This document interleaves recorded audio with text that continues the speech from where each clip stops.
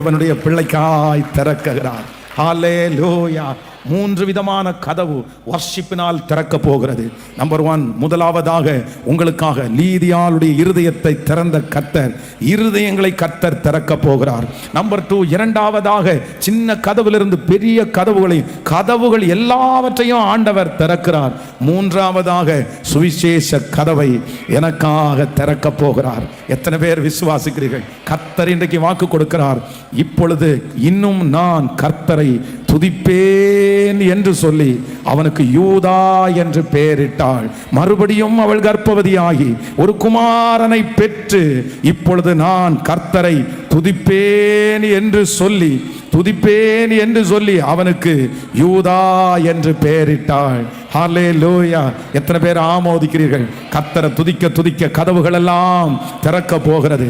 இந்த ஆமென் 69வது நாள் ஆண்டவர் நமக்கு மிகவும் நல்லவராகவே 2 கரங்களை மேல உயர்த்தி ஆமென் அந்த துதியின் அபிஷேகத்தினால் கதவுகளை கர்த்தர் திறக்க போறார். யோசபாத் சொல்லுகிற ஒரு வார்த்தை, ஓ பட்டயத்தை பிடித்திருக்கிற யுத்த வீரர்கள் பின்னுக்கு நில்லுங்கள். ஆமென். பலசாலிகள் பின்னுக்கு நில்லுங்கள், ராணுவ வீரர்கள் பின்னுக்கு நில்லுங்கள். ஆனா முன்பாக துதிக்கிற பாடற்காரர்களை முன்பாக நிறுத்துங்கள். இந்த ஜெயம் பட்டயத்தினால் அல்ல, இந்த ஜெயம் ஈட்டினால் அல்ல, இந்த ஜெயம் யுத்த வீரர்களால் அல்ல, இந்த ஜெயம் துதியினால், இந்த ஜெயம் ஆராதனையினால் கர்த்தர் கிருபையாய் வாக்கு கொடுக்கிறார். இந்த ஜெயம் ஆராதனையினால் தான் உங்களுக்கு கிடைக்க போகிறது. ஆமென். ஹல்லேலூயா.